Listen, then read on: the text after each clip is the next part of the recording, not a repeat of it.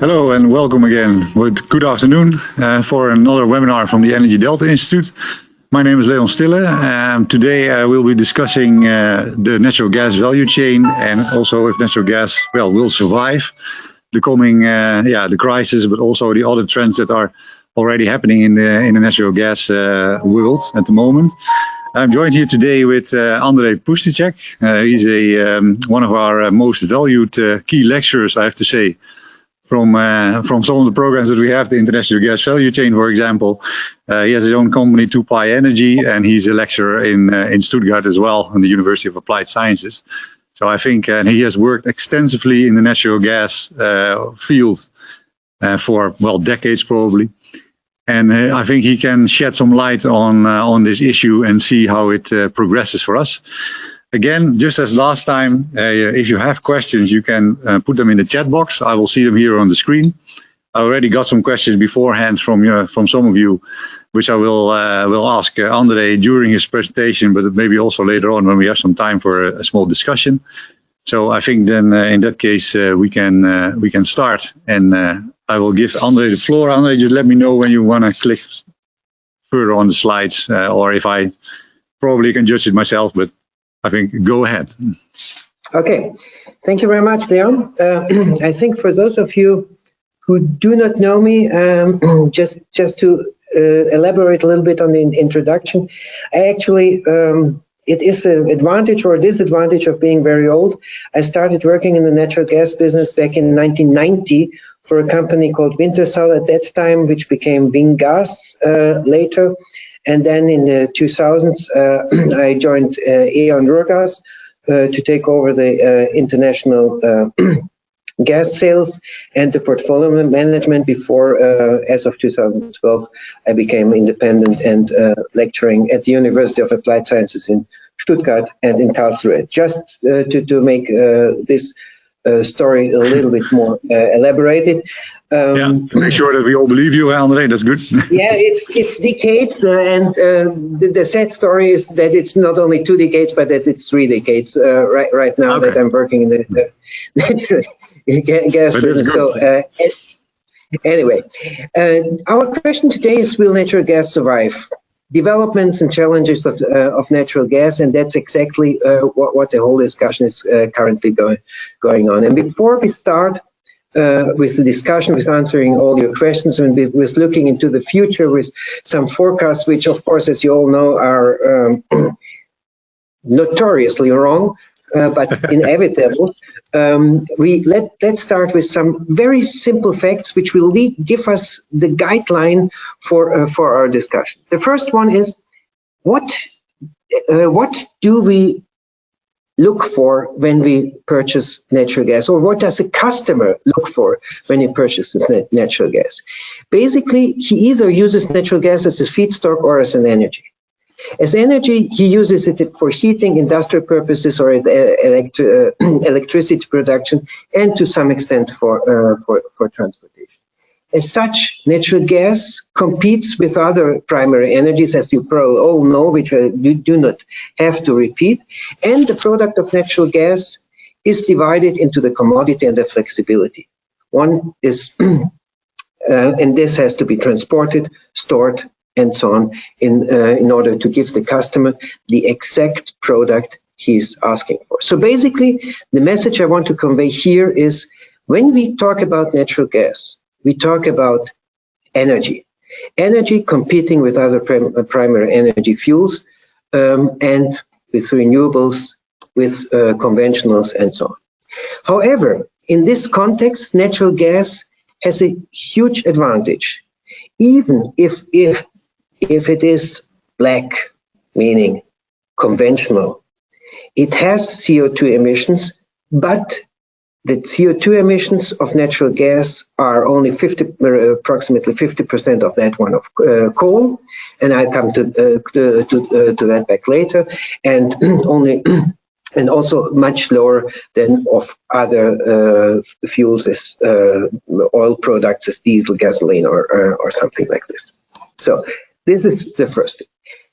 Natural gas is traded worldwide, and we see, in particular in Europe, and this picture is where even if it is simple, it is worthwhile remembering that natural gas is abundantly available currently in the world. Not only that we get from traditional sources in Europe, for example, as Russia and Norway and Northern Africa, our natural gas, also imports from the United States, which turned to be an importing country only in the last years, an exporting country, of course, importing to Europe, an exporting country only during the last years, is an option for us, but also for other parts of the world, as for example the huge markets in Asia. Natural gas being transported worldwide, being competitively, being in competition worldwide, is also one of the reasons why. And please, the next slide here, why the prices of natural gas, having been far apart, look back in 2011, 2012, when the prices in the US and Europe were apart with a factor of approximately 3, but the prices in the US and in Asia were separated by a factor of Andrej, yes? If I can ask a question in between, also with relation to the last slide, is that, with the COVID-19 situation, more speakers here on this table have mentioned that, for example, these long supply lines are not necessarily always the best option, also because they're vulnerable, what we see now happening during lockdown times. Do you think that, for example, pipelines have an advantage over shipping, or if you're relating to natural gas, for example? Is that a positive thing? Or? To be honest, I don't think so, and I would have come back to the COVID situation in one of the next slide. But let me answer this question right now here. We are currently in a situation where the natural gas demand in the last 2 months has dropped, at least in Europe, not very much. Some people speak of 2%, some people speak of 5%. But however, there are serious estimations and serious forecasts who estimate natural gas demand to drop in the course of this year even further. Let's compare it with the year 2007, 2008, when we had the financial crisis. There we had a drop in industrial demand already then. We had a drop in industrial demand of up to 18%. And now with the COVID crisis, which is at least from serious sources and also from myself forecasted to be much more serious, we go up to an estimation that natural gas demand in industry at least might lower significantly, go down. Yeah, but this is much quicker than oil was much quicker to go down, right? Gas was indeed lagging sort of behind. Yeah. Yes, if it just to answer your first question correctly, if it is pipeline or LNG gas, which will then be lower, will finally be just a question of pricing. We do have some long-term contracts for both, still some long-term contracts worldwide are around with complicated pricing issues, with some price floors, with some price indexation on hubs and so on. We could come back to the discussion on pricing itself later. They've broken open these contracts as well, right? That's what I'm hearing in the industry. They've broken open these long-term LNG contracts because of the linkage with the oil price. Exactly, and that is where we expect, and if I speak, we are together with some colleagues made some investigation here, and we are in several contacts that, in particular in Asia, the arbitration rounds will start again soon, rather sooner than later. Yeah. Okay, thank you. Go ahead. Yeah. Okay, so the prices of natural gas, and this is an annual average view, have aligned in the last years, but are far away from the large worldwide spread which we were used to in the years 2011, 12 and 13 and potentially also 14. Now, if we look at prices at volumes, and I just took a German example, but I could equally have taken the TTF from the Netherlands or any other hub, you see that in particular in the last months, the natural gas price has fallen, today being at 5.11, the day ahead price for tomorrow, what I have read. There's a strong correlation between the hubs, and the prices have really fallen to a degree where some producers already for several months might experience some severe problems in bringing the gas economically to the market. Andrej, do you expect any negative pricing? Because it's the same with the oil price, with the WTI. Do you think that so can happen with natural gas as well, or is that impossible? It is not impossible. It is not impossible, but to be honest, I personally do not expect it, perhaps in an extremely short period, but I personally do not expect such negative pricing, because in natural gas there's always the issue that you still, if there is some storage capacity available, which we also could discuss, because already even storages with these low prices have been filled in the last months, and we had pretty warm winter, at least here in Europe during the last month. So we have a double whammy, so to say, which had its impact on natural gas prices, and that the reasons why the price is so low is because only by having these low prices, the underutilization of the systems could be compensated. And that is also one of the reasons why we have only had a decrease of consumption of only 2%. Okay. This is what you can only compensate with such low prices as you see here. And if you look at the volume side, at the blue columns on this chart, you also see that there has not been a considerable decrease of traded volumes, at least during the last month. However, also, this remains to be seen if this is a sustainable scenario. I also would expect, and I apologize for this negativity, but I also would expect that we'll see during the course of this year a much more severe impact on gas prices. However, I still refrain from forecasting negative prices for natural gas. Okay, good. Just one last remark to the chart before, Leon. Go ahead. The chart before also shows, or it's just stated briefly here, that we have a strong alignment in the last weeks of the European, US, and Asian spot prices. We have a convergence which is much stronger than the ones I have shown in the annual picture here. So this is something to remember for all those of you who might think it's perhaps a one-sided view if I just show the price development of one hub. That is exactly not what we are talking about. We see a strong convergence of all hubs, even with the US hubs, which was not there before.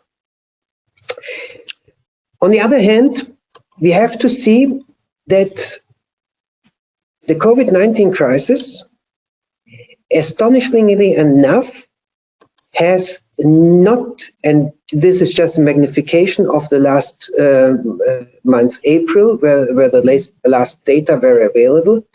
The COVID-19 crisis has not changed, at least visibly, the CO2 concentration.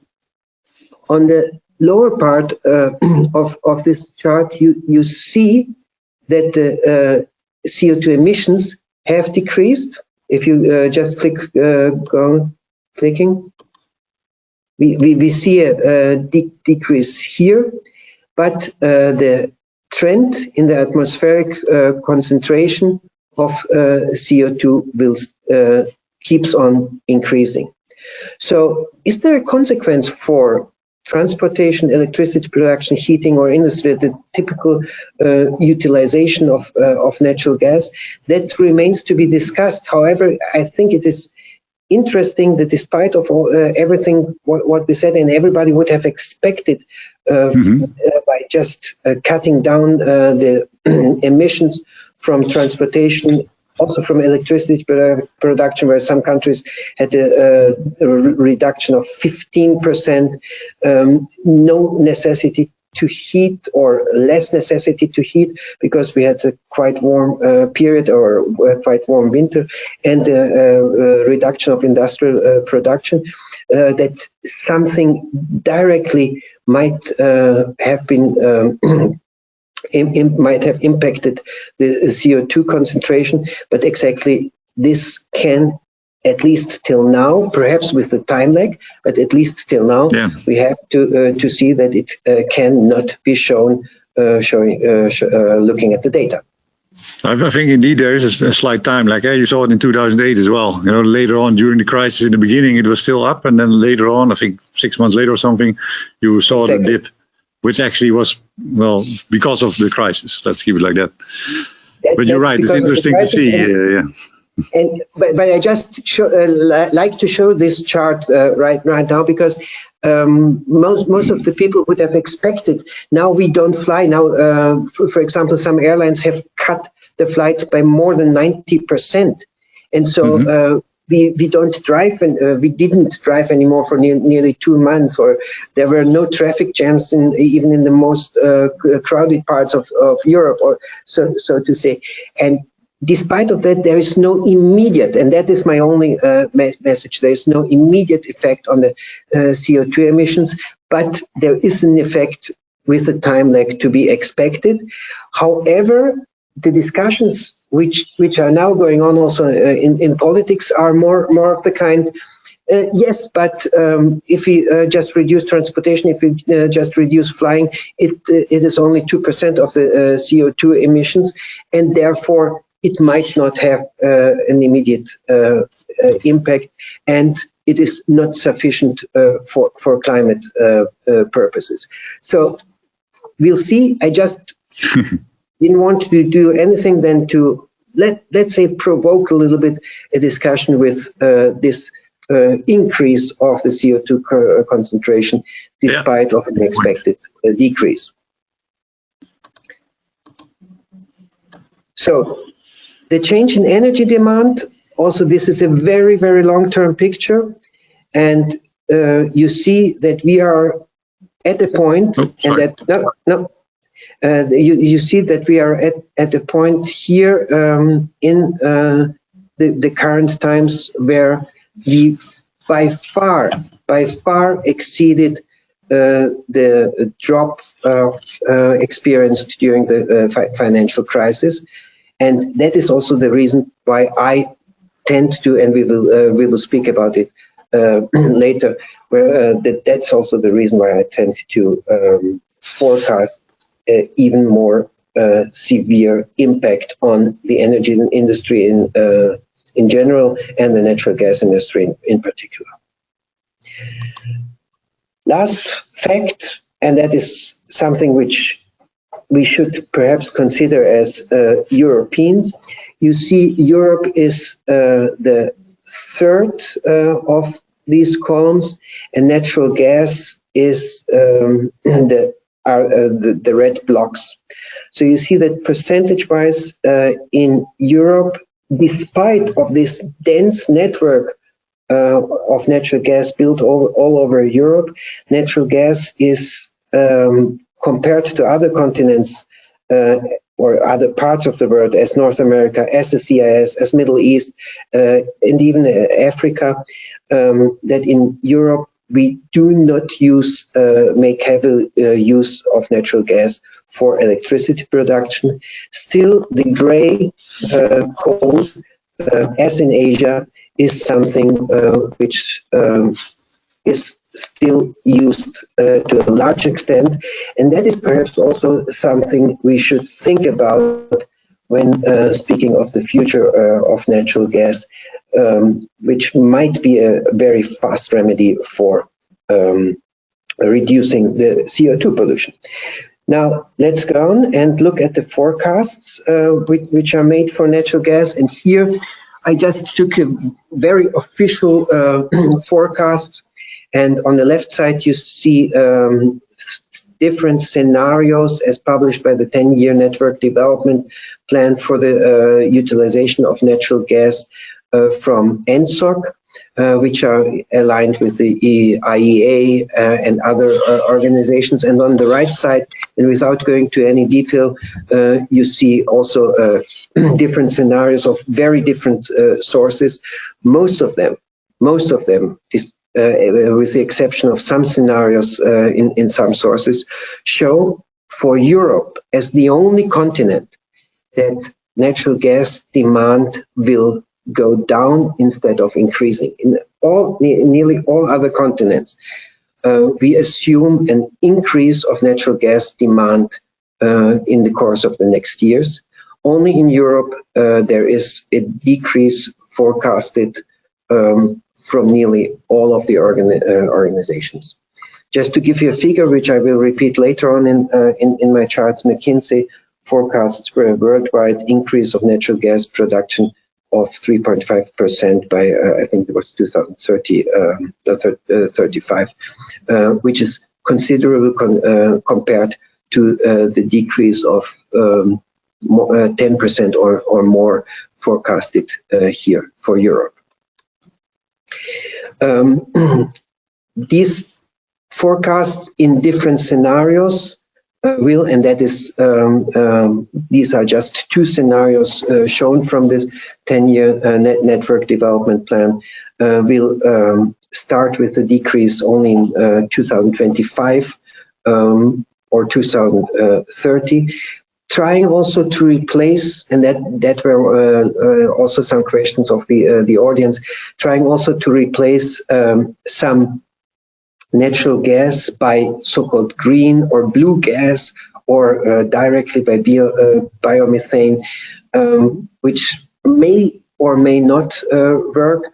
And in the next chart,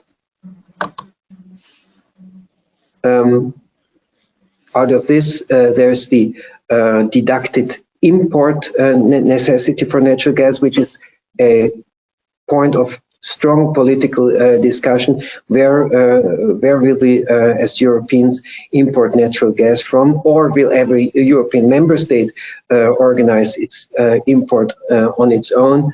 That might give some room or some munition for heavy debates. Discussions. If it's done on a European level, or if it's not done on a European level. In any case, as natural gas demand is forecasted to decrease, also the imports are forecasted to decrease. Despite of this, companies, countries, and governments are still promoting and constructing additional import capacities. That is something what we have to keep in mind, and that's something what also remains to be discussed, starting with lots of LNG terminals currently planned all over Europe, in the north and in the south, continuing with other pipelines, pipeline interconnections, and so on.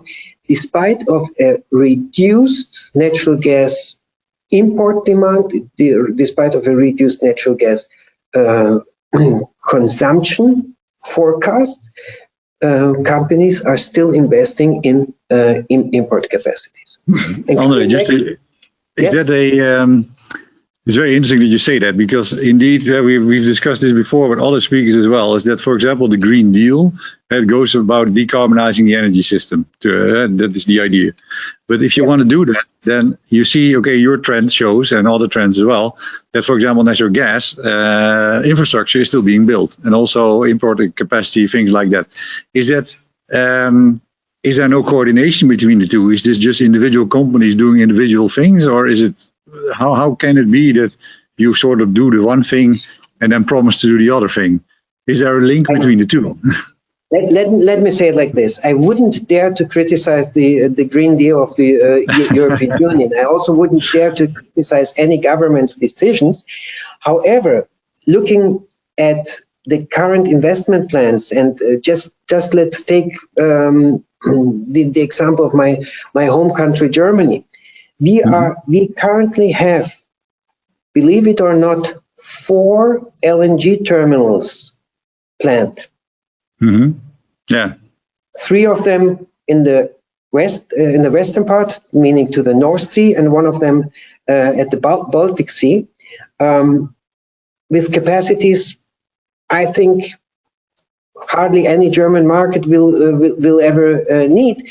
And also taking into account that looking at it from a European perspective, there's still the Gate terminal, which was quite well utilized in the last year, but which had some, let's say, decent underutilization in the years before. So is that bad planning from the perspective of the companies, or is it just that they expected something else? I think it is more a political will. I think when the European Union started to speak with the US, and there were some promises that US LNG, that the options, or that the terminals should be constructed for importing US LNG to each and every of the member states. This was certainly some impetus. In the south, as the terminal in Krk, for example, there's more the political will of becoming more independent from of supplies. Also, the Polish LNG terminal, which has already been constructed. These are all different reasons. Different issues which were taken from a single country's perspective, which were taken from a perspective that the national natural gas supplies, as they are right now, should be diversified. And now to come back to your question, is there any coordination? To be honest, I think, and I'm deeply convinced, that there is a lack of European coordination for the gas supply, and that's also some point where I would like to come back later. I think the harmonization and the coordination of the European gas markets should really be strengthened much more than it has been done in the past. And this starts with small technical issues, and it continues with capacities. Currently, the impression one has to get is that not only natural gas, but that European countries are doing their national programs. And without any real coordination. I think that something, for example, we had a webinar here about the North Sea energy as well, that there was no real, and the Netherlands, you cannot put the whole Netherlands full of solar panels or wind parks, for example. So you have to work together with the rest of Europe, or the places where you are, to see if you can do this optimally, instead of piecemeal together, national. I think that's a very bad idea, but that's. And it's even worse. Sorry to say so. It's even worse. Every European member state has its own rules, has its own incentivation programs, has its own tax programs, which give the companies incentives, and therefore I'm deeply convinced that Europe on the whole would do much better in having a more coordinated energy policy approach than it is currently done. But it obviously we did not succeed in doing so for the last 20 years. No, that's true. So also, if you go back to, for example, what you say, the very interesting fact that LNG terminals are planned, that more infrastructure is being built actually to import natural gas, is it also, I mean, we should be sensitive for that as well in relation to capital destruction. You know, if you say, okay, can we change this infrastructure for hydrogen, for green gas, biomethane? That's possible, I assume. We can use part of that infrastructure for those kind of gases. But is that very well thought out? I don't think so. Yeah, that is difficult because here you would not have LNG, of course. Yeah. Not LNG, but let's say some company wants to invest in some infrastructure. They are generally, and that's also what I would definitely support. They're generally free to invest if they have an investment case. However, we have to start thinking about it if some state incentives are done for such or are given for such investments, and if the state incentives are given for contradictory investments, then one should really start thinking if one or the other is okay, or we let the market being free to do everybody what he wants. But it is we are currently not in a situation where we argue for the everything knowing state who will guide and regulate all energy policy, and I'm far away from advocating such proposal. I am I would say on the contrary, let the companies decide freely what they are doing. But if there is a coordination, or if there is state intervention, I think such state intervention shouldn't be on the state level, but it should be on a European level. Yeah, exactly. Because the energy market is a large market and it's very interconnected. That's what we need to make efficiency, to make economies of scale, things like that. Yeah. Okay, interesting. Okay, so we will need less imports, but we will still rely on imports. And the forecast for green gas, and that was also one of the questions we received beforehand. The forecasts for green gases are behind the expectations we had at the beginning of the 2000s. At the beginning of 2000s, at least, there was a much higher share of biomethane forecasted for 2020 than it is actually reached today, and that is not a consequence of the COVID-19 epidemic or pandemic. It is just a consequence of the developments throughout the last 10 years. So nowadays the forecast for green gases assume a considerable increase only between the years 2030 and 2050 in most of the scenarios. And I think this also goes hand in hand with my conviction. The problem just being that neither blue nor green gas are currently without subventions or subsidies, that they are really economically viable. And time has to show when and how they will become economically viable. Yeah, maybe with a carbon tax. I think that's one of the options that has been on the table for several other speakers as well, that you can sort of level out the playing field. But yeah, I agree. It's still, it's very striking to see. Just should be aware of one fact. A carbon tax is something I would also propose, and I would also support. However, a carbon tax doesn't make this really economically viable on itself. It just helps to make the others more economically unviable by internalizing so-called external costs, which is correct.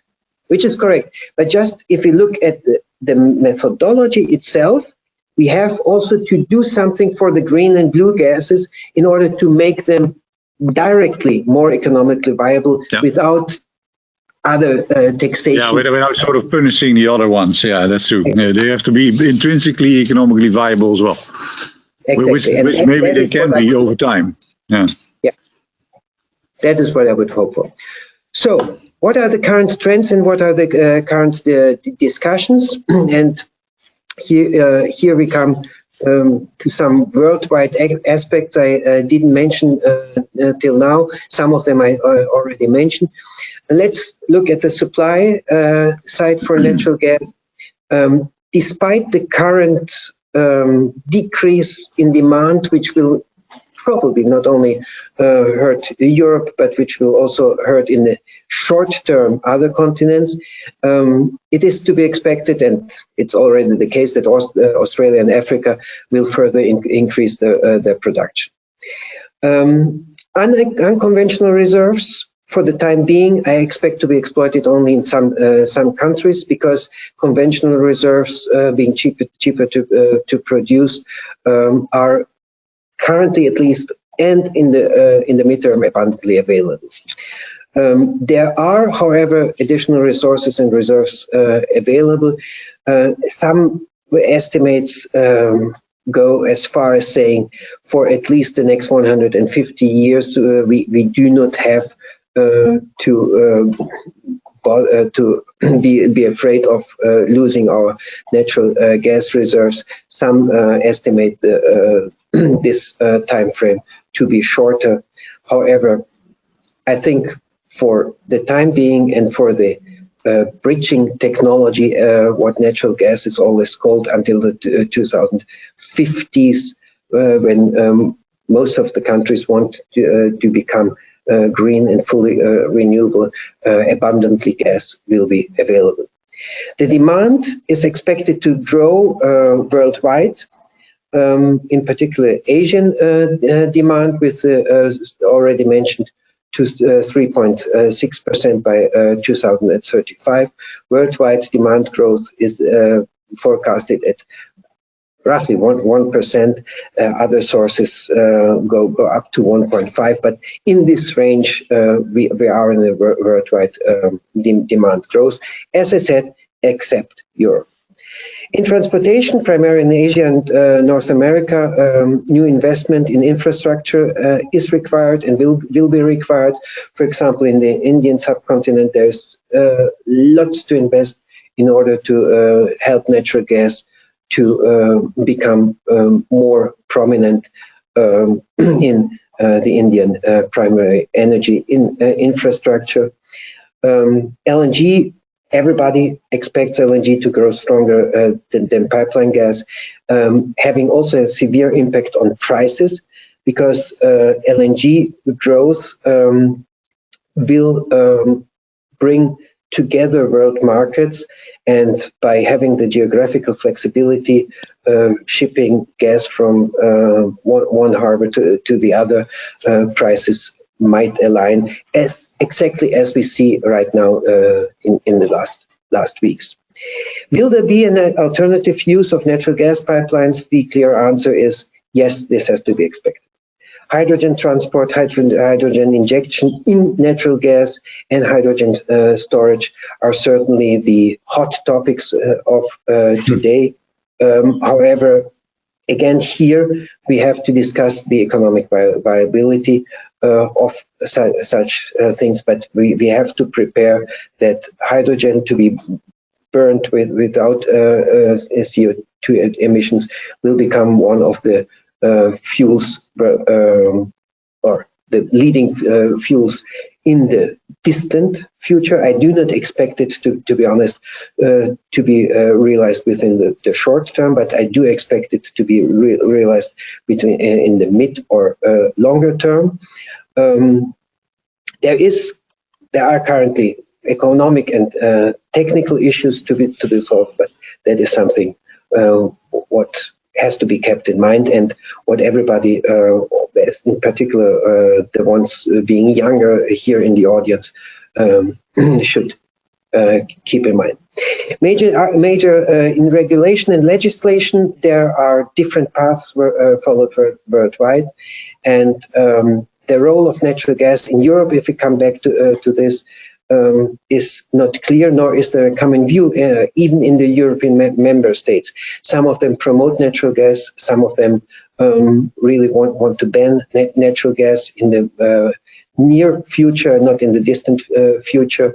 And together with this is, will there ever be a harmonization of European natural gas markets? I don't know, but I became skeptical. Pricing, we see already now a globalization of natural gas prices, as we saw for a long time already, also for oil prices. If this will be sustainable in the midterm future, I'm not so sure, because there's still the American market, which might be considered as being decoupled from other markets. Also, if you calculate the correlation and other benchmarks here between the American market and other markets, you see, at least in the recent past, and that there is a difference. So I wouldn't bet everything on the short-term globalization of natural gas prices, but in the longer term, certainly an alignment will take place. Will there be a further decoupling of oil and natural gas prices, a subject which is discussed in the industry for at least the last 15 years? My view is yes. However, taking into account, and that's one of the reasons why I've shown the very first picture, even if we consider a total decoupling of natural gas and oil prices, in the short term, there will be fluctuations and there will be no correlation. But if you look at it from a longer term, meaning annual averages, monthly averages, or quarter averages, you still see, despite of all decoupling of gas prices and oil prices, that there is some correlation left, because these are substitutable energies, and they might at some point in time and at some customers be in competition with each other. The restructuring of traditional contracts having taken place in Europe will continue. As Leon mentioned at the beginning, we see now with the COVID crisis that also in Asia, lots of the longer-term contracts do not have the sustainability, and that that people are trying to restructure it. That volatility of prices, of course, will increase, and a strong decrease of current prices, in my mind, will not be sustainable, as there was not sustainable this strong decrease of, for example, storage prices some years ago. So if you ask me for a price forecast, which is of course impossible to give, but which everybody has to do, because otherwise you cannot act in the market, I wouldn't bet on a long-term sustainability of such low prices, because that'll simply not be manageable for the producers, in particular for natural gas. In general, we have to speak about the decarbonization. Natural gas, and that is the view for the future. I think natural gas can very well help in decarbonization. Just follow me with one short example. In China, currently, there are more than 1,000 new coal-fired power plants planned. And I know there's no infrastructure for it and everything, but if just from a theoretical point of view, if we would just think of replacing the current planned, not existing, the currently planned coal-fired power plants in China by gas-fired power plants, we would reduce the CO2 emissions by an amount corresponding to the annual CO2 emissions of the UK, for example, approximately. That's just the rule of thumb, but that is an impressive figure in my mind, how natural gas could really help be it only as a bridge technology, to be used to decarbonize the future. And now you remember the picture I have shown also for the electricity production in Asia and in Europe, where we still have a strong part of coal-fired power plants.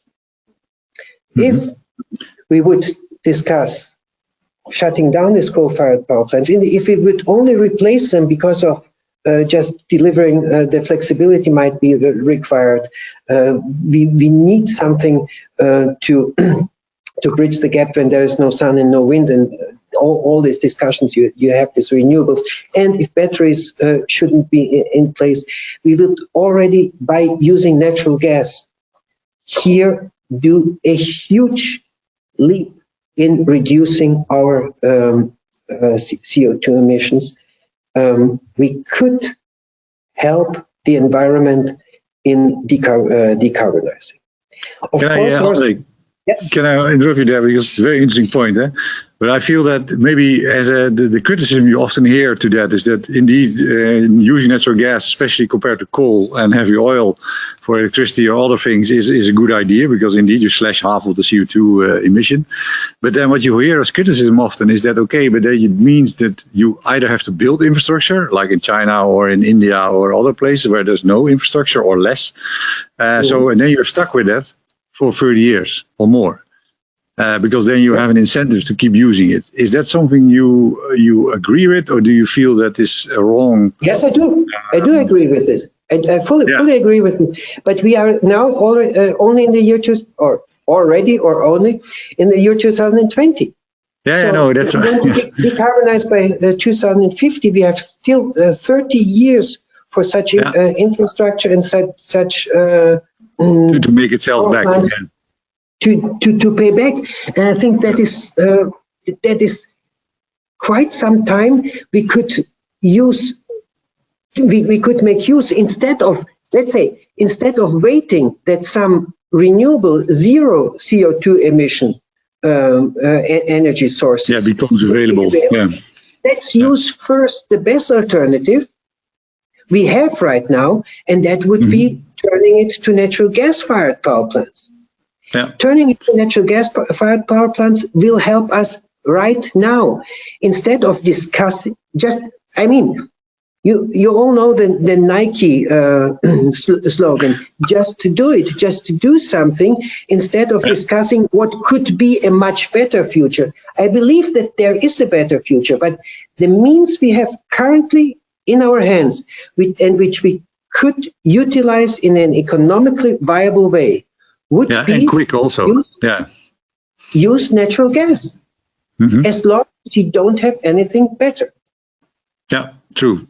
Because even all the alternatives, you mentioned it already with the green gas as well. It's interesting and it's coming up. But if you look at biomethane, it is very, very small amounts. Also, the amount that is possible is still significant, but not enough to really replace the current demand. So you have to do demand reduction as well, and then later on you can go to hydrogen. But indeed, the decarbonization, I think that is the key part. That the end goal should be decarbonizing the energy system, and not necessarily have some kind of one renewable or the other renewable, but make sure that within the transition you are decarbonizing. And then natural gas. That is exactly my point. And for this decarbonization, we have tools at our hand right now. And this tool, instead of discussing what marvelous tools might be there in the future, let's use first the hammer I have in the back of my cupboard, and use this hammer, and then only start to develop some other nice tools. Yeah, no, that's a very good one. Do you think that is represented currently in the EU level, or do you? I already know the answer, but I want to ask you anyway. Is that something that is the mindset is there a little bit? You see a little bit of change. Also, the scenarios you show, the EU Live and EU Tech, they also take into account some natural gas. But is there? They do take into account some natural gas, and natural gas doesn't disappear. But my mind is that it is just too cautious what we are doing right now, or put it the other way, natural gas as having the, let's say, impact or having the notion of being a little bit dirty, but not really dirty. Nobody dares to talk about, let's propose to use something which everybody knows is a little bit dirty, but which is still cleaner than other things. So yeah. Why not? Yeah. No, to answer your question, I think it is not fully represented, and still replacement of coal-fired power plants is, as discussed, for example, in Germany, but in Germany only, and in other EU countries not very at all, hard, yeah. even with some exemptions in the Green Deal. This goes always in the direction of using more renewables, but not using natural gas. Yeah, no, I agree. Is that something to come back a little bit to the emission part? So you talked about the emission that will go down, of course, because of less, but you don't see it yet. But we have some questions from the audience about methane emissions from natural gas pipelines and infrastructure and things like that. Is that an increasingly important aspect, do you think? And that people are looking at that as well? I get these questions more and more. So the question of methane emissions could be structured in two parts a little bit more precisely. There's one part, methane emissions during production of natural gas in remote areas.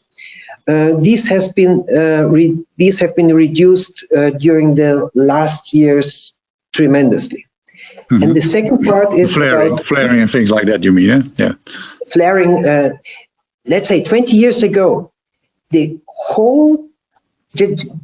number was incredible. 20 years ago, the full consumption of Germany, the quantity corresponding to the annual consumption of Germany was flared worldwide. Yeah, it's crazy. Now, this flaring has been reduced. It has not been brought to zero, but this flaring has been reduced. But flaring is still not direct methane emissions. So we also have to this thing. If you flare, you emit CO2 directly. If you have direct methane emissions from a reservoir, then the greenhouse effect of direct methane is 25 times the one of CO2. So this is even worse. And so the industry first tried to reduce the direct methane emissions in production to a considerable extent. They tried to reduce the flaring. And the last point about methane emissions might be leakage of natural gas pipelines, of the large transit lines and so, which is always an issue. I must admit that, and I'm now not speaking pro-industry or something like this, but I must admit that during the last 30 years I'm working in natural gas, leakage of pipelines has never been a real problem, because leakage of pipelines is something also from an economical point of view. The natural gas transporter, the natural gas traders are not interested because they would use gas. So no, this has not been an issue, and I think at least in Europe we can be pretty assured that leakage of pipelines is not a considerable issue. Yeah, no, good. We did this. We are just, we still have about 5 minutes, but I think your end point is clear. Also, because it's related to the decarbonization, you see it growing in some of the countries that that's still growing rapidly, economy-wise as well.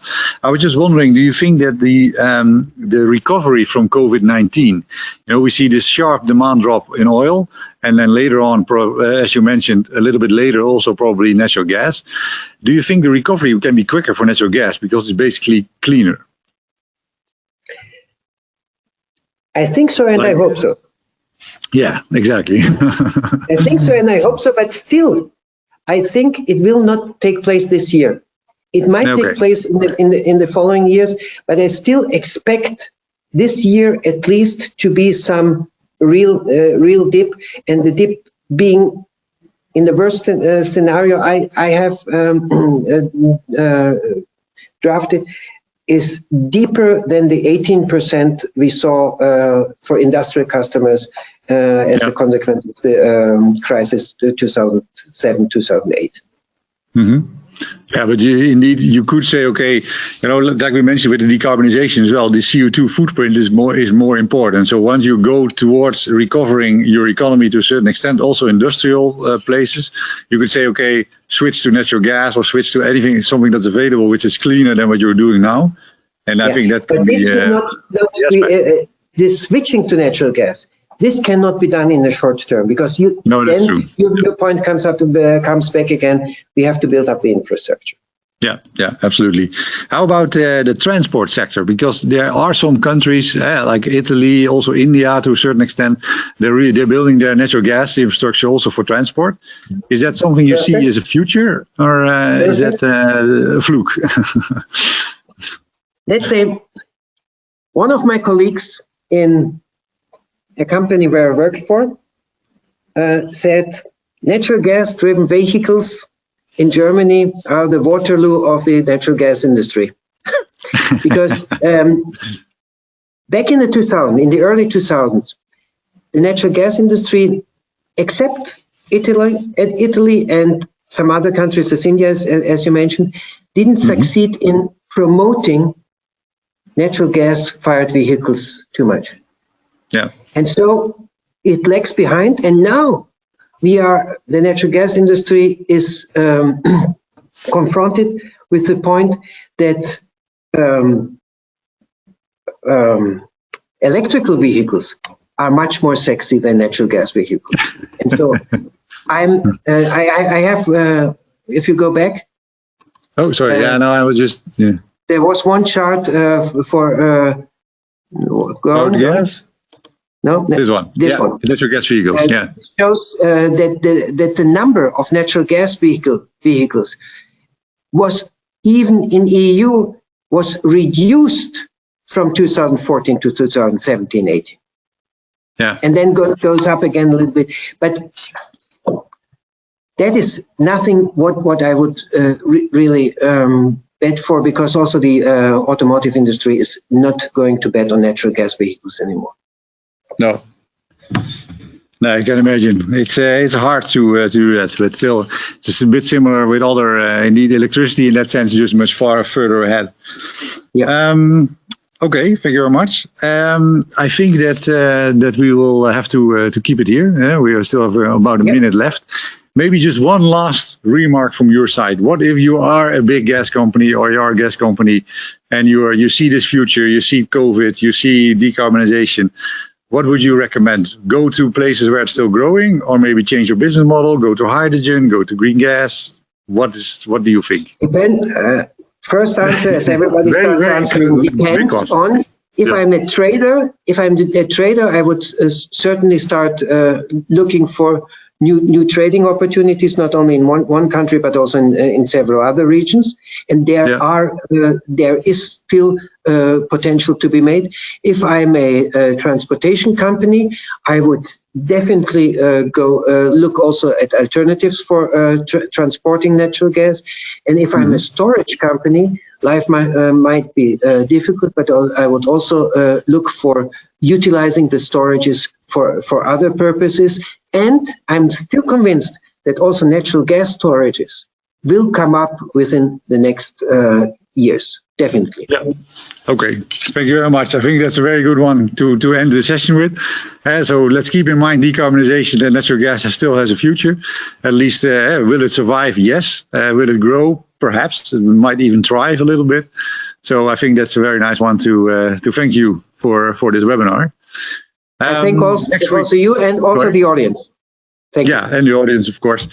So next week we'll have another very interesting webinar, this time on LNG. So we'll see if LNG indeed is a winner or maybe a loser from the COVID-19. We already had a tip of the sluier, we call it in Dutch. I can't translate it right now from Andrej. If you want to know more, we also have an online course on LNG planned in June. So check out our website, and I would like to thank everybody for your attention, and see you next time.